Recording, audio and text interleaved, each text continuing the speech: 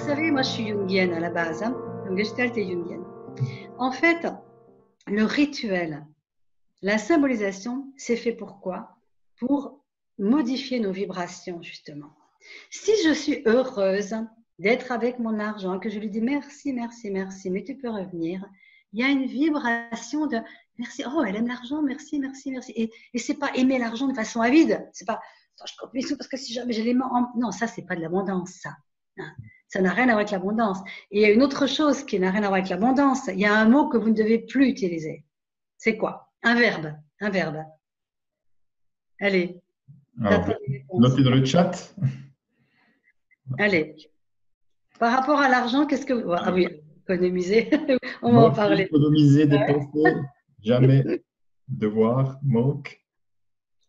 Alors, il y a un mot qui est presque synonyme, un verbe qui est synonyme, c'est Synonyme manquer. duquel? J'ai pas compris. Alors, le synonyme de manquer, Ah, ok. c'est vouloir. Hmm. Quoi? Oui.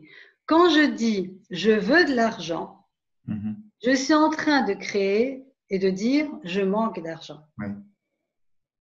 Ce n'est pas du tout la même énergie que de dire je choisis maintenant d'être riche et vous rebondissez immédiatement sur quoi d'autre est possible pour cela. Parce que la plupart du temps, on ne sait pas comment l'avoir, cet argent. On va essayer de réfléchir. Bon, alors attends voir. Il y avait un président français qui disait travailler plus pour gagner plus. Et si ce n'était pas vrai? Et si c'était plutôt faire tout ce que j'aime, développer tout ce potentiel qui est en moi et accueillir l'abondance qui vient en retour? Parce que l'argent peut arriver de façon totalement imprévisible. Moi, j'ai plein de témoignages de gens qui racontent des histoires incroyables sur comment l'argent est arrivé dans leur vie. Moi, j'ai une amie, elle le trouve par terre. Hmm. Alors, depuis le début, elle le trouve par terre. Ça a renforcé sa croyance que l'argent, elle le trouvait par terre. Donc, chaque fois qu'elle a besoin d'argent, elle demande et elle trouve l'argent par terre. Alors, la première fois, ça m'a fait rire, mais elle continue. Voilà. Mais en fait, l'argent peut arriver, ben, si vous êtes dans la demande, on parlait de vibration. Si vous demandez, qu'est-ce qui va se passer? C'est une vibration qui peut tout à fait, être un peu évoquée, arriver vers quelqu'un qu'on a beaucoup et qui se dit, mais qu'est-ce que je pourrais, à qui je pourrais contribuer avec mon argent? Et tout d'un coup, les deux vibrations se rejoignent.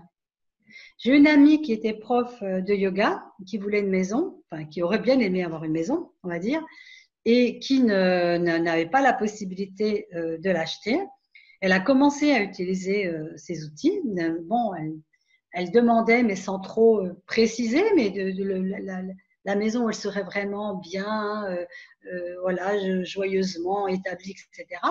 Et un jour, contre toute attente, son ex-belle-mère, qu'elle n'avait pas vue depuis 10 ans, l'appelle en lui disant je viens de vendre mes appartements et j'ai toujours aimé qui tu étais, tu as fait partie de ma vie, eh bien je te rétribue un des appartements. Mais jamais elle l'aurait imaginé. C'est ça que j'ai envie aussi de partager, c'est que l'argent peut arriver de façon complètement imprévisible. Le seul critère, c'est que la porte soit ouverte et que vraiment on l'invite dans notre joie et dans notre sensation d'abondance. Donc, je vous avais indiqué au début un outil que j'ai commencé à utiliser un jour, qui était, si je veux vraiment, enfin si je choisis, vous voyez, l'habitude, si je choisis l'abondance, eh bien, c'est vrai que si j'ai rien dans mon portefeuille et que je l'ouvre, ça fait un peu, oh là là, j'ai que ça. Je me dis, bon, bah, je vais commencer par 50 euros. Parce que c'était déjà une somme énorme pour moi au moment où j'ai commencé. Puis quand je m'y suis habituée, j'ai mis 100 euros. Et donc, chaque fois que j'ouvrais mon portefeuille pour payer, je voyais mes 100 euros à côté. Puis ça a augmenté, j'ai mis 150. Puis je m'y suis habituée aussi. Ils étaient normal d'être là. Et je sentais que, ah, j'ai à moi ça. Et j'ai monté jusqu'à 1000, même 2000 euros. Jusqu'au jour où vraiment, c'était normal d'avoir beaucoup. Et d'avoir une sorte d'abondance. Et c'est tout. Mais maintenant, je joue avec ça, en fait, parce que c'est amusant aussi. Parce que si j'avais dit ça à ma famille, que j'avais 1000 euros dans mon portefeuille, mais je ne vous dis pas tous les jugements. Bon, Je ne leur ai pas dit, les jugements en même temps, c'est bien de les recevoir parce que ça nous rend plus riches si on les accueille. Hein, voilà. Mais en même temps, je sautais, tu parlais du plafond de verre. Moi, ça m'a fait faire, mais vous ne pouvez pas vous imaginer, c'était pas pensable chez moi. Parce que, encore une fois, j'avais été endoctrinée malgré moi, hein, c'était pas du tout méchant, c'était ma famille, voilà, j'ai choisi cette famille-là aussi, peut-être pour aller au-delà des limites, mais j'étais endoctrinée inconsciemment dans l'idée que il y a un maximum d'argent et au-dessus c'est immoral. Et puis, un jour, dans un de mes séminaires, j'ai rencontré une personne qui faisait partie du séminaire et je lui ai demandé, comme je vous ai demandé à vous, combien les personnes les avaient dans leur sac. Chez les femmes, c'est souvent les sacs, les hommes, c'est les poches. Et je lui ai demandé combien elle avait. Enfin, j'ai demandé aux gens 100, 200, 500. Il y a même quelqu'un qui avait 1000. Moi, j'avais 2000 ce jour-là et je me disais, waouh, bon, j'ai 2000 quand même. Et la personne nous dit, bah, j'ai 6000. Waouh! Là, ça a fait un froid dans la salle. Alors, évidemment, ce qui vient tout de suite, tu n'as pas peur de te les faire voler. Mais ça, on peut y revenir si on veut. Et elle a raconté son histoire que j'ai beaucoup appréciée. Pourquoi? Elle est née dans une famille riche. Il y avait beaucoup d'argent. Beaucoup, beaucoup d'argent. C'est-à-dire qu'elle savait ce que c'était qu'avoir de l'argent. Et un jour, elle a rencontré un homme qui ne correspondait pas aux critères de cette famille. Et ils lui ont demandé de stopper. Elle a dit non. Elle a été complètement déshéritée. C'est-à-dire qu'elle n'a plus rien eu. Elle a continué quand même. Elle a choisi. Et elle nous a dit, mais j'étais au plus bas du plus bas. Je ne savais même pas si j'allais manger le soir ou le lendemain, etc. On lui dit, mais alors comment tu as fait pour arriver là? Elle me dit, je savais que c'était possible d'avoir de l'argent. Parce que c'est une vibration que je connaissais. Donc elle, sa chance de départ, c'est qu'elle avait cette vibration. Elle l'avait connue. Pour les personnes qui ne l'ont jamais connue, il faut apprendre à le connaître. Et apprendre à le connaître, eh bien, c'est justement commencer à mettre plus d'argent dans son portefeuille.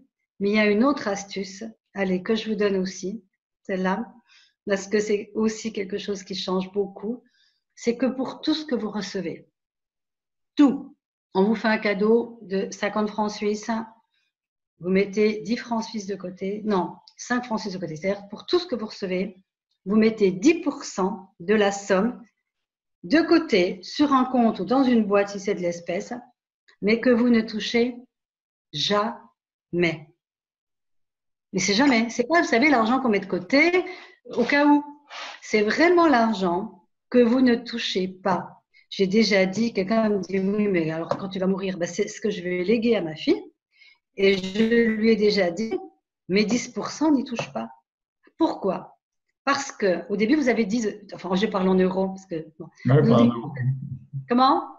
Qui parle en euros, la plupart des gens sont sur la zone euro ici. Ah bon, d'accord. Alors, voilà. Donc, voilà. Vous commencez, vous avez 10 euros de côté dans une petite boîte. Allez, parlons de la boîte. Ça peut être le compte. Ensuite, vous avez 20 euros. Ça, c'est comme le porte-monnaie. Ensuite, vous avez 50. Ou ensuite, vous avez 100. Et vous aussi, vous donnez 10% de votre salaire, de votre retraite, de ce que vous gagnez en libéral ou je ne sais pas. Toujours mettez ces 10%, ça va monter. Et alors au début, ça ne vous fait rien. Puis quand vous commencez à avoir 1000 et 2000 et que vous avez une grosse facture à payer, qu'est-ce qui se passe? C'est que vibratoirement, vous n'êtes pas dans la peur de manquer. Parce que même si c'est de l'argent que vous ne touchez pas, c'est comme un puits, c'est comme un foyer énergétique. C'est une vibration d'abondance. Elle est là à côté de vous. Puis elle augmente, puis elle augmente. Et si vous la mettez sur un compte, vous allez sur votre compte, vous regardez, oh là là, j'ai ça à payer. Puis vous mettez l'œil à côté, il y a l'autre compte où ça monte. Vous n'y touchez pas. N'y touchez pas, même si vous avez des factures à payer. Parce que si vous touchez, ça fait redescendre. Il vaut presque mieux emprunter à quelqu'un provisoirement que de toucher à ça. Eh bien, je vais vous dire, si vous faites ces deux choses-là, d'avoir de peu à peu de l'argent dans votre portefeuille, que vous l'ouvrez, vous êtes là, d'en avoir dans une boîte et que vous prenez le thé avec de temps en temps, en disant, oh merci, merci, merci de donner dans ma vie, vous allez voir les miracles qui vont se passer. Je vous en parle parce que je l'ai vécu. Et pourtant, j'étais sceptique au départ. Je me disais, ouais, je vais faire ça. Mais non, quand même, c'est ridicule. Puis un jour, je me suis dit, allez, Mina, j'avais envie d'être autonome parce que, alors moi, je m'adresse aux femmes parce que j'ai surtout été là-dedans parce que j'ai une des séminaires de femmes conscientes, femmes puissantes. C'est mon petit bébé que j'adore et je trouve ça vraiment, c'est une semaine de retraite entre femmes. Et ce que j'ai pu me rendre compte, le but, c'est de révéler justement cette splendeur que nous avons, de faire tomber les limites, etc. Et ce que je me suis rendu compte, c'est que beaucoup de femmes, en fait, ne savent pas, n'ont pas la conscience de l'argent, ne savent pas générer de l'argent parce qu'elles l'ont laissé beaucoup au pouvoir des hommes. Alors, j'ai eu des femmes qui avaient été mariées, qui avaient été mères au foyer, comme beaucoup. Hein. Bon, moi, je l'ai été aussi. Et puis, ben voilà, on fait plein de choses, on travaille, mais on ne gagne pas d'argent. Et puis, un jour, vous en avez marre, vous étouffez, peut-être vous avez envie de partir, peut-être que le couple ne convient plus, je ne sais pas, et vous êtes muselé, ficelé parce que vous n'avez pas d'argent. Et moi, je m'adresse aux femmes, mesdames, il faut que nous soyons autonomes. Pourquoi? Parce que dans 80% des séminaires, c'est des femmes. Et des femmes qui, depuis des années, cheminent, elles sont conscientes, elles font un travail d'introspection, mais il y a une chose qui leur manque, c'est l'argent. Heureusement, Christian, que tu es là. Mais vraiment, non, mais c'est important, c'est tellement important. Moi, j'ai mis des années avant de comprendre combien c'était important. J'en connais qui me disent, mais moi, je veux bien faire ce séminaire, mais j'ai pas d'argent. Et puis, alors, quand on n'a pas d'argent, on se met en victime. On se met en victime. On se dit, oui, mais moi, tu te rends compte, je peux pas. Mais en fait, parce qu'on a oublié qu'on pouvait tous générer de l'argent. Tous en créer. Pas tout seul. En élevant ce niveau vibratoire, en étant dans cette demande, moi j'appelle ça la demande au champ quantique vibratoire. Quand on pose une question, on fait une intrication quantique. C'est comme si on était en train de secouer des molécules et puis que tout d'un coup, il y a une réponse, mais qu'on ne connaît pas dans notre tête, qui arrive à nous. Alors évidemment, il faut être ouvert aux surprises. Parce que c'est parfois étonnant la façon dont ça peut arriver. Donc moi, j'ai envie de vous poser la question, est-ce que vous aimez les surprises? Si vous aimez les surprises, parfois vous allez être étonné, ça peut passer même par, je vais vous dire, ça peut passer par un échec. Admettons que vous ayez un métier, vous aimez plus ou moins, mais vous gagnez raisonnablement de l'argent, mais c'est votre sécurité. Mais en même temps, vous voudriez plus. Alors vous demandez, mais comment est-ce que je pourrais avoir plus d'argent? Puis un mois plus tard, vous êtes licencié. Vous dites, oh, c'est pas possible, ces questions à la con, là, vraiment, je m'en, et puis maintenant, je suis licenciée et tout. Et en fait, c'est peut-être la plus grande chance de votre vie, de retrouver cette potentialité en vous qui vous a amené à faire autre chose que ce que vous étiez en train de faire, qui va vous amener peut-être la joie créative. Et la joie créative, quand elle est dénuée, libérée de tout jugement et croyance sur l'argent, elle ne peut que vous amener l'abondance. Et ça, il faut accueillir aussi que par moment, bien, ça peut passer, ça passe pas forcément comme on croit. C'est-à-dire que c'est pas parce qu'on demande l'abondance qu'elle va arriver tout de suite un gros paquet devant la porte. Ça peut arriver même plus grand que ça, mais ça peut passer par des espèces de chaos. Parce qu'en fait, la nouveauté, elle vient aussi du chaos. Moi, tout mon cheminement, celui de Roger McGowan dont tu parlais, elle a démarré d'un chaos énorme, d'une perte énorme de repères. Alors, je dis pas qu'il faut vivre ça. Hein. Mais ce que je sais maintenant, c'est que si on veut à la fois la sécurité et l'abondance, ça va pas fonctionner. Pourquoi? Parce que la sécurité, c'est ça. En fait, je m'accroche. Ah non, je veux la sécurité. Oh, je veux l'abondance, mais je veux la sécurité. C'est deux énergies qui se contrarient. Et on le voit, si je dis, je veux la sécurité, déjà on sent le manque, on sent la peur, on sent tout ça. Hein. Et puis si je dis, oui, ok, j'accueille l'abondance sous toutes les formes qu'elle peut prendre. Et du coup, de nouveau, on est dans le laisser-être. Alors, on peut permettre au flux énergétique de la vie de nous amener à nous guider dans une direction qu'on n'aurait peut-être pas choisie. Et moi, c'est ce que j'appelle le GPS de la conscience.